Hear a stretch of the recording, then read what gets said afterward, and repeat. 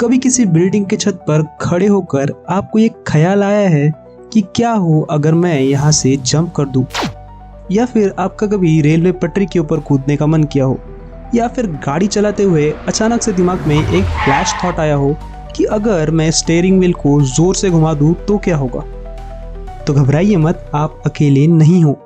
और इस वीडियो के एंड तक मैं आपको बताऊंगा कि ये थॉट एक्चुअली आपको मारना नहीं चाहता, शायद ये आपको बचाना चाहता है। इस फिनोमेना को साइंटिस्ट कहते हैं the call of the void.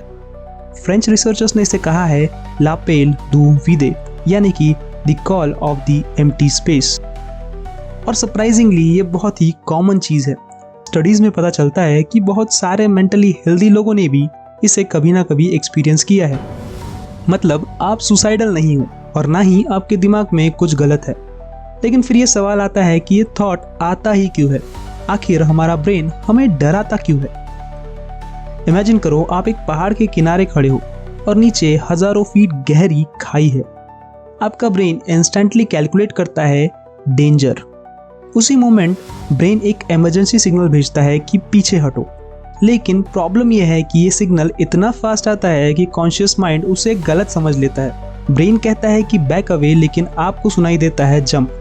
कभी कभी जो थॉट लगता है कि आपको नीचे ढकेल रहा है, वही थॉट एक्चुअली आपको बचाने की कोशिश कर रहा होता है। लेकिन स्टोरी और भी स्ट्रेंज है। ह्यूमन ब्रेन एक प्रेडिक्शन मशीन है। हर सेकंड वो फ्यूचर के 1000 पॉसिबिलिटीज को इमेजिन करता है। आप रोड क्रॉस कर रहे हो और ब्रेन इमेजिन करता है कि क्या हो कि सामने वाला ट्रक मुझ पर चढ़ जाए। आप किचन में हो और आपका ब्रेन आपकी उंगली नाइफ से कटने को इमेजिन कर लेता है। आप बालकनी में हो और ब्रेन इमेजिन करता है कि क्या हो अगर मैं गिर जाऊं। ये सब चीजें नेगेटिव इमेजिनेशन नहीं है, बल्कि ये एक सर्वाइवल सिस्टम का पार्ट है। ब्रेन हर डेंजर की रिहर्सल करता है ताकि आप सर्वाइव कर सको। और इसी प्रोसेस में कभी कभी बिजार थॉट्स भी क्रिएट होते हैं।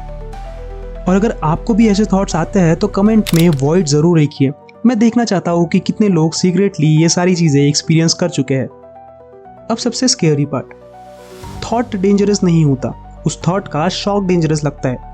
क्योंकि हम सोचते हैं कि अगर मैंने ये इमेजिन किया तो क्या इसका मतलब मैं वैसा करना चाहता हूँ? आंसर है नहीं। रिसर्च रिपीटेडली शो करती है कि इंट्रूसिव थॉट्स और इंटेंशन सेम चीज़ नहीं है। एक्चुअली जितना ज़्यादा आप किसी थॉट से डरते हो उतना ही ज़्यादा वो रिपीट होता है। क्योंकि ब्रेन समझता है कि ये चीज़ें इंपॉर्टेंट है, इसीलिए वो इस चीज़ को हाईलाइट करता रहता है। और अब आती है सबसे अनकंफर्टेबल बात। The call of the void हमें एक चीज़ रियलाइज़ कराता है कि हम अपने दिमाग को उतना नहीं जानते जितना हम सोचते हैं। हर दिन हज़ारों थॉट्स आते हैं, लेकिन हम उनमें से सिर्फ कुछ ही नोटिस करते हैं। और जब कोई डार्क थॉट सामने आता है, हम सडनली रियलाइज़ करते हैं कि कॉन्शियसनेस के नीचे एक पूरी हिडन मशीन काम करती है। एक मशीन जो कॉन्स्टेंटली कैलकुलेट कर रही है, प्रेडिक्ट कर रही है और हमें प्रोटेक्ट करना चाहती है। और कभी कभी इसी प्रोसेस में हमें डरा भी देती है। तो अगली बार जब आप किसी ब्रिज पर खड़े हो या फिर किसी बालकनी पर और एक सेकंड के लिए वो अजीब सा थॉट आए, तो याद रखना आपका ब्रेन आपको जंप करने के लिए नहीं कह रहा है, वो शायद आपकी जिंदा रहने की प्रोबेबिलिटी को बढ़ा रहा है। और इसीलिए जंप करने के थॉट के पहले ही आपका ब्रेन आपको एक प्रोटेक्टिव सिग्नल भेज देता है। और आप इन दोनों थॉट्स में कंफ्यूज हो जाते हो और अपने ब्रेन को दोष देते हो। क्योंकि आयरनी तो देखो, जो थॉट आपको डेंजरस लगता है वही थॉट कभी कभी आपके सर्वाइवल इंस्टिंक्ट का प्रूफ होता है। तो यार, अगर आपको ये वीडियो पसंद आई हो तो इस वीडियो को लाइक ज़रूर करना और साथ ही चैनल को सब्सक्राइब करना मत भूलना। आई नो कि ये वीडियो बहुत छोटी है, पर ये टॉपिक इतना इंटरेस्टिंग था कि मेरा मन कर गया कि इस वीडियो को बनाऊं। सो इसीलिए मुझे कमेंट में ये ज़रूर बताना कि क्या आपने भी कभी the call of the void experience किया है।